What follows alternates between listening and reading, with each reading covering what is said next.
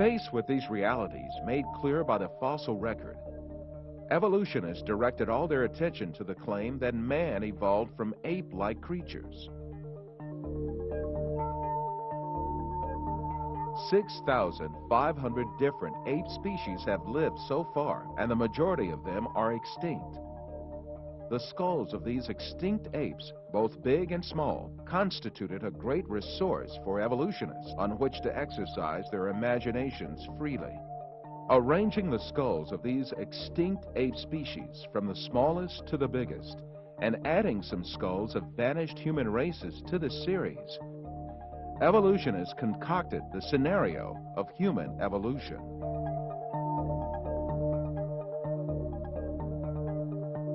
The most important role of this scenario is given to the extinct ape species called Australopithecus. The first Australopithecus fossil was found in 1924 by a paleontologist named Raymond Dart. Since then, evolutionists argue that this ape species, the name of which means southern ape, is a man-like creature. However, when Australopithecus and chimpanzee skeletons are compared, it is seen that there is no important difference between the two. In the face of this fact, evolutionists hypothesized that Australopithecus walked upright on its 2 feet differently from other apes. However, two world-renowned anatomists, Lord Solly Zuckerman and Professor Charles Oxnard, refuted this allegation. Simply put, Australopithecus, advanced as the ancestor of man by evolutionists, is merely an extinct ape species.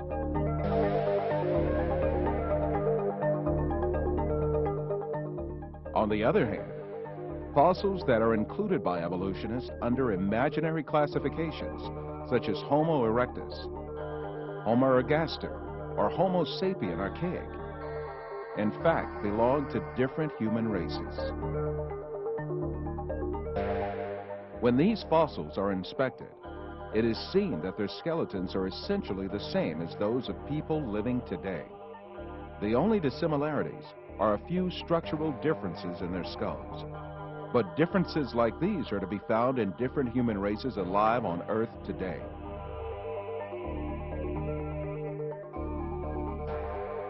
The famous evolutionist paleontologist Richard Leakey admits that the difference between the skulls classified as Homo erectus and those of modern men is only racial. These differences are probably no more pronounced than we see today between the separate geographical races of modern humans.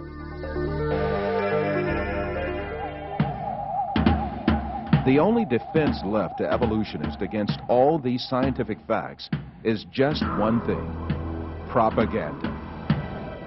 The baseless scenario of the human evolution is imposed on the public by means of imaginary drawings that appear in evolutionist publications. In these drawings, creatures with hairy bodies and simian features are decked out with overtones of human-like motifs. The given impression is that these half-man, half-ape transitional forms did live once. From time to time, drawings that present snapshots from the social life of these creatures are made.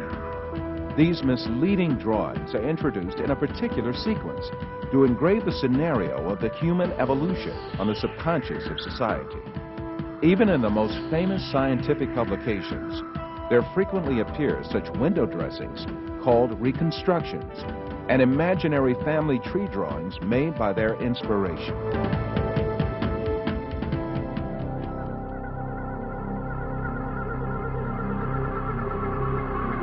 The imaginative power of evolutionists is not limited to fictional drawings and models. They go even further and shoot movies in which imaginary half-man, half-ape creatures act.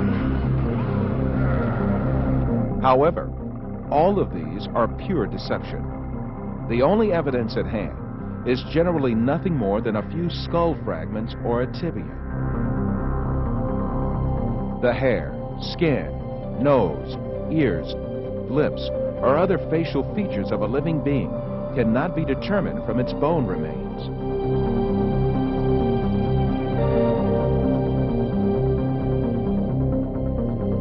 Evolutionists shape these soft tissues, which leave no trace in the fossil, to suit the purposes of their theory, and produce imaginary reconstructions in their workshops.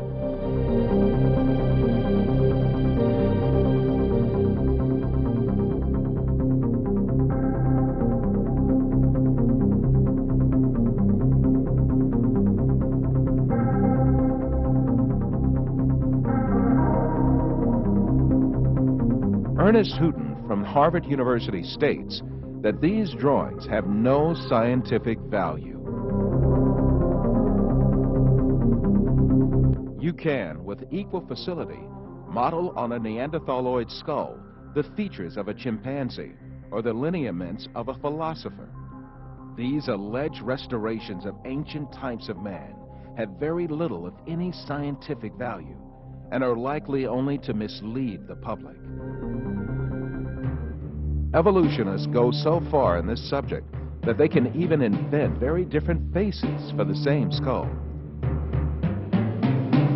The three entirely different reconstructions made for the fossil called Zinjanthropus is a famous example showing how persistent evolutionists are in producing these false masks.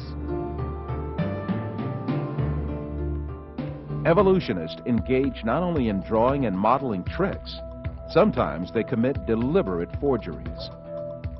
The most famous of these frauds is the Piltdown fossil, introduced in England in 1912 by an evolutionist named Charles Dawson. This fossil was presented as the most important transitional form between ape and man and was displayed in museums for more than 30 years. Experts who re-examined the fossil in 1949 discovered that it was a forgery that had been produced by attaching an orangutan's jaw to a human skull.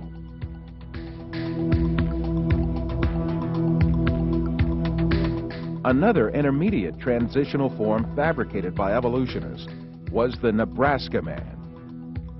This was cooked up in 1922 on the basis of a single fossil tooth. The evolutionists did not neglect to give it an ostentatious Latin name, Asparapithecus haralcuca, or to make imaginary drawings related to it. It was soon revealed that the tooth that had been the source of inspiration for Nebraska man, in fact, belonged to a wild pig. Many other fossil skulls have been presented as great evidence for evolution, failed one by one. Neanderthal man was advanced as evidence in 1856, dismissed in 1960. Piltdown man was advanced as evidence in 1912, dismissed in 1953. Zinjanthropus was advanced as evidence in 1959, dismissed in 1960.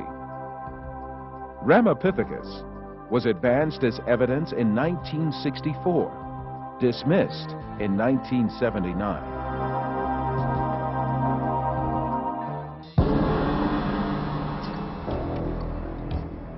Despite all these facts, these skulls are still presented to the public through the media and in some evolutionist textbooks as if they were scientific facts. In many countries, an important part of the society supposes that evolution is a proven fact. A great deal of this so-called evidence of evolution, much of which has been dismissed by evolutionists themselves, is still presented to school children in their textbooks, where they are depicted as the ancestors of man.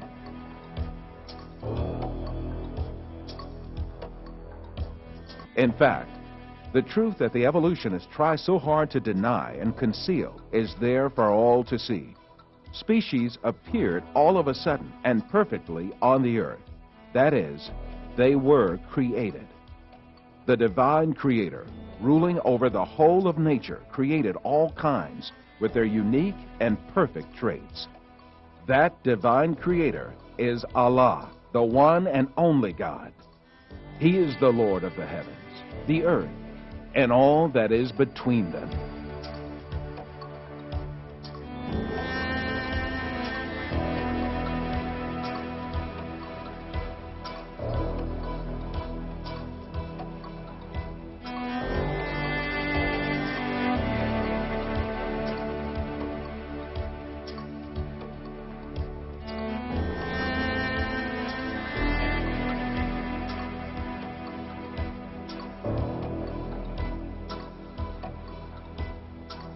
The whole universe is the outcome of a flawless creation.